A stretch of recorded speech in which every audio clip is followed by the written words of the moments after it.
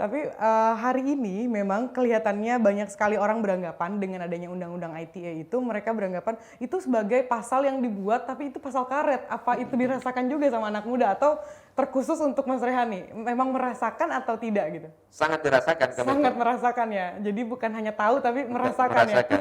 Karena kita tidak tahu ukuran orang-orang itu akan tersinggung. Oh iya.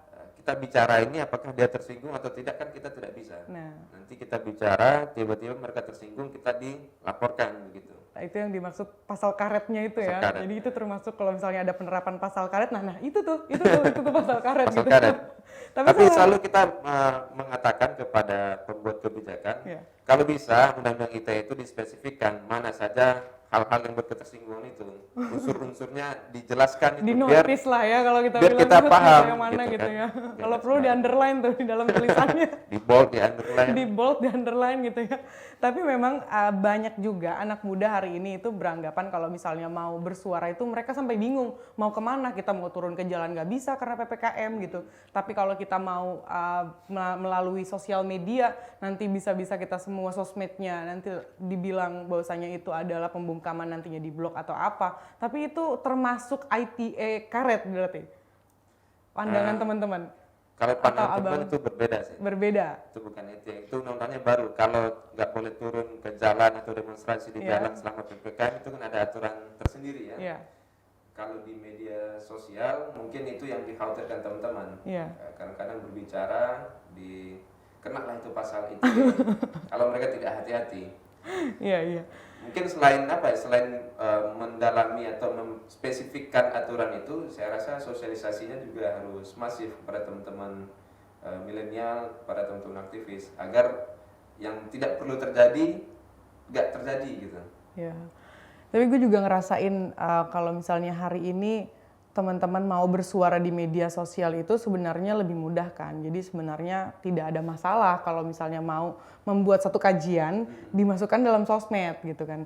Nah, tapi kan hari ini dengan adanya pandemi lalu juga adanya kemunduran bukan kemunduran ya, tapi persoalan dengan ekonomi gitu ya, itu kan yang menyebabkan kita ingin menyuarakan nih, kita sebagai anak muda tuh rasanya tuh kan tergelitik ya.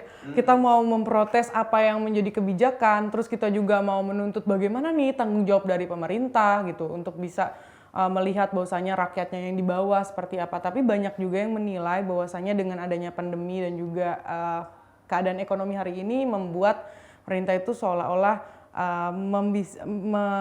bukan menghalalkan ya, tapi lebih membenarkan beberapa cara untuk bisa menghalangi kita sebagai anak muda nih. Kadang gue juga kalau jadi aktivis mau tulis apa gitu jadi bingung gitu ya. Nah itu apakah itu bisa benar-benar dijadikan untuk Mas Rehan kalau misalnya pemerintah apakah benar gitu ya untuk bisa menghalalkan, bukan menghalalkan, lebih kayak mereka lebih mengiyakan saja apa yang menurut mereka itu benar ketika kita punya gerakan gitu. Jadi apakah itu seharusnya atau seharusnya kita mentaati saja apa yang menjadi keinginan dari dan aturan dari pemerintah gitu. Sebetulnya kan kalau kita lihat dalam pandemi ini kan banyak faktor yang mengganggu kita untuk berpikir jernih. Pertama memang karena adanya keterbatasan akibat oleh PPKM atau PSBB. Kemudian ada desakan ekonomi juga yang pada akhirnya membuat pikiran pribadi maupun kelompok itu sedikit kurang jernih dalam melihat sesuatu hal gitu. Kalau kita lihat perspektifnya pemerintah, mereka tentu ingin cepat-cepat keluar dari kondisi itu. Jadi kalau bagi saya itu bukan persoalan semena-mena, karena memang ada hal yang secara saintifik yang harus ditegakkan. Pertama soal pandemi itu virus yang cepat berkembang. Kalau itu tidak segera diatasi, maka itu akan berdampak kepada ekonomi. Maka sebelum itu berdampak ke wilayah sosial juga, maka pandemi itu harus segera diselesaikan.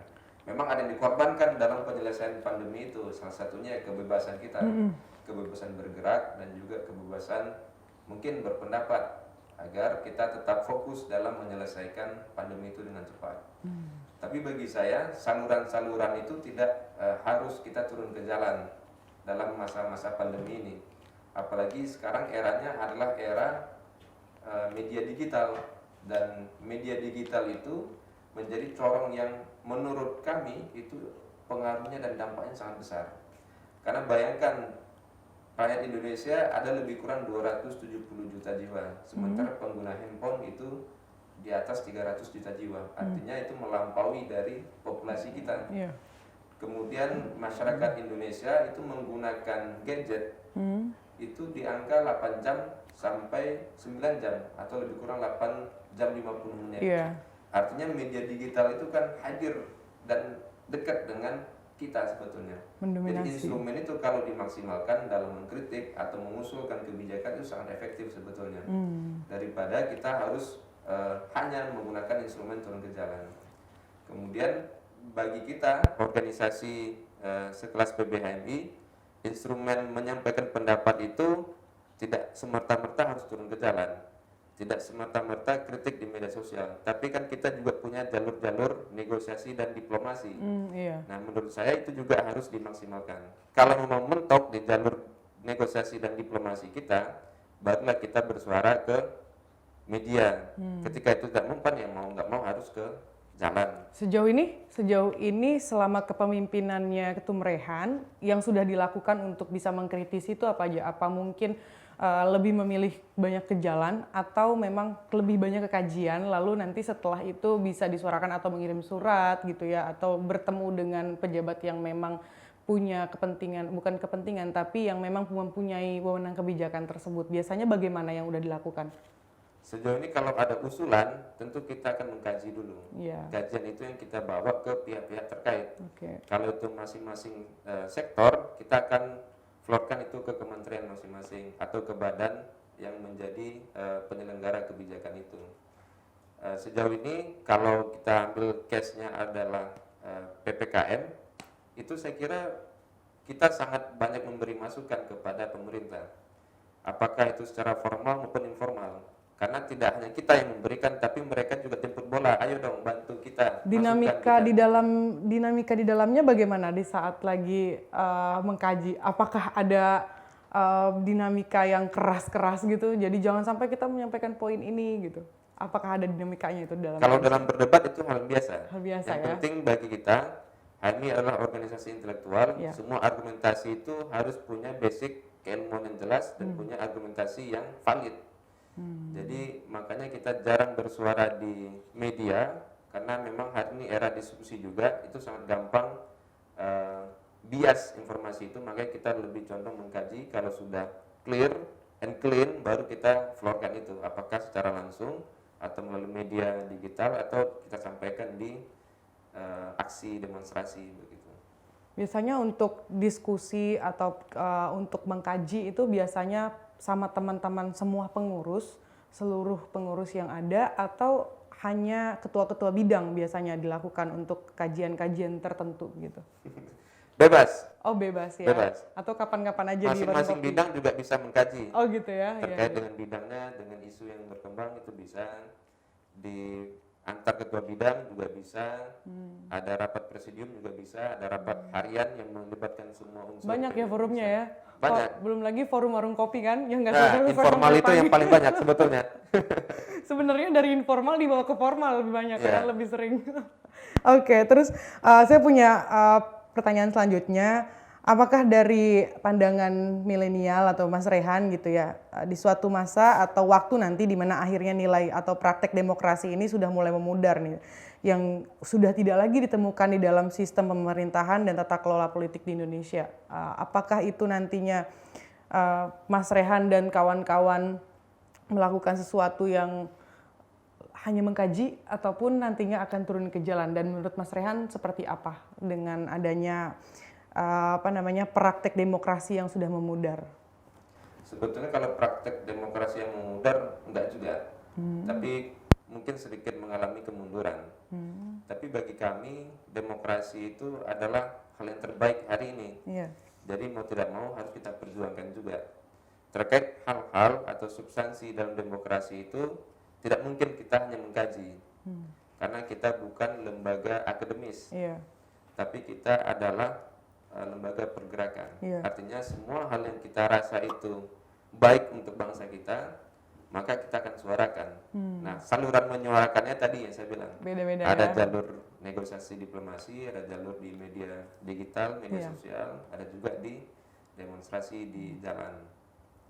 Peran kita nih sebagai milenial ke depan untuk menjadikan bangsa yang lebih nantinya di 2045 ini kan akan mengalami bonus demografi yang dimana kita sebagai anak muda ini kita diberikan peran ataupun kita memang dibebankan bahwasanya untuk membawa Indonesia ke depan, karena kan bagaimanapun juga Indonesia ini akan bagus, Indonesia ini akan sukses dan kita bisa dibanggakan dengan negara lain tergantung dari bagaimana pemudanya hari ini.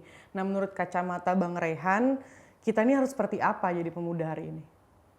Yang pertama kita harus optimis. Optimis ya, Harus pokoknya. optimis. Optimis Optimis aja itu dulu penting, ya. optimis. Yakuza ya. Saya yakin dulu. Yakuza. Habis itu usaha yang penting. Iya, iya. Usaha. Karena bonus demografi itu banyak pihak yang mengatakan jangan sampai jadi bencana demografi. Maka usia produktif itu harus maksimal. Kalau hari ini kita tidak bergerak, tidak melakukan kreativitas, tidak ada inovasi, maka semakin dekatlah kita dengan bencana demografi itu. Iya. Tapi ketika anak muda hari ini mampu keluar dari zona nyaman, harus berkreativitas, punya banyak inovasi, saya kira bonus demografi itu bisa kita maksimalkan ke depan. Iya, hari ini kalau misalnya kita bertanya kenapa kita harus dibebankan, ya karena memang nanti ini di bonus demografi kan itu adalah eranya kita gitu ya. Dan saya hari ini sempat berpikir gitu ya, kenapa Mas Rehan yang semaskulin ini mau menjadi aktivis gitu loh, yang kalau nantinya ada apa-apa bisa turun ke jalan gitu. Padahal kan backgroundnya itu adalah S2-nya ekonomi ya. Ekonomi. Kenapa gitu Mas Rehan untuk tergugah gitu hatinya untuk jadi aktivis? Sebetulnya bukan tergugah, tapi itu adalah proses yang sudah lama saya jalani. Oh, sudah lama ya? Saya S2-nya ekonomi, bahkan saya jadi aktivis sebelum ambil S2 itu. Oke. Jadi itu bukan satu pilihan, tapi itu sebuah keharusan bagi saya. Karena instrumen kita dalam bernegara ini salah satunya adalah civil society. Yeah. Nah, kelompok-kelompok civil society di Indonesia ini itu sangat bagus, sangat kritis. Makanya selama ada kelompok-kelompok civil society seperti HMI, Gerakan Cipayung, dan kelompok-kelompok ormas segala macam, maka demokrasi itu akan selalu terjaga. Nah, bagi saya, untuk salah satu saya merawat demokrasi itu adalah melalui dengan gerakan aktivisme ini. Untuk membangun bangsa, untuk menyeimbangkan hal-hal yang tidak baik, ya melalui jalur aktivisme inilah salah satu yang saya pilih. Tapi kan banyak hari ini anak muda itu antipati terhadap adanya politik, apalagi dengan banyaknya kisru apa yang lainnya gitu, dinamika politik di Indonesia. Nah, tapi Mas Rehan tetap mau menyuarakan itu, dan itu kan salah satu kelebihan anak muda ya hari ini kalau memang mereka mau untuk peduli dengan adanya politik hari ini gitu. Karena banyak sekali yang hari ini tuh antipati, udahlah ini apa gitu, pasti itu ada politiknya gitu. Itu maksudnya nilai plus gitu. Itu kenapa ya Mas Rehan? Karena memang sudah passion kali ya? Bukan passion. Pertama, background saya S1, saya kan jurusannya politik dan pemerintahan. Oh, politik ya. Jadi kalau kita bergerak di bidang keilmuan, ya daya efeknya sekian misalnya. Tapi kalau kita terjun dan bisa memanfaatkan politik itu ke arah yang lebih baik, nah efeknya sangat besar. Bahkan kan ada statement orang bilang politik itu bisa mengendalikan semuanya pada akhirnya. Maka politik itu harus dijaga dan harus dilakoni oleh orang-orang yang berkapasitas di situ dan memiliki pikiran-pikiran yang baik. Nah, bagi saya melakoni politik itu harus dengan pikiran bersih juga dan dilakoni oleh orang-orang yang berkapasitas juga. Saya rasa untuk menuju itu kita harus melalui dunia aktivisme, itu salah satu jalannya. Mungkin banyak anak muda berpandangan seperti itu karena mungkin bukan passion dia, bukan background keilmuan dia juga. Tapi pada akhirnya mereka akan sadar bahwasanya politik itu akan berguna juga. Berguna juga Sangat ya? berguna Dia harus dan tahu sangat nih. mempengaruhi kehidupan kita. Berpengaruh ke depan kenapa harga beras naik gitu ya, harga minyak naik gitu ya.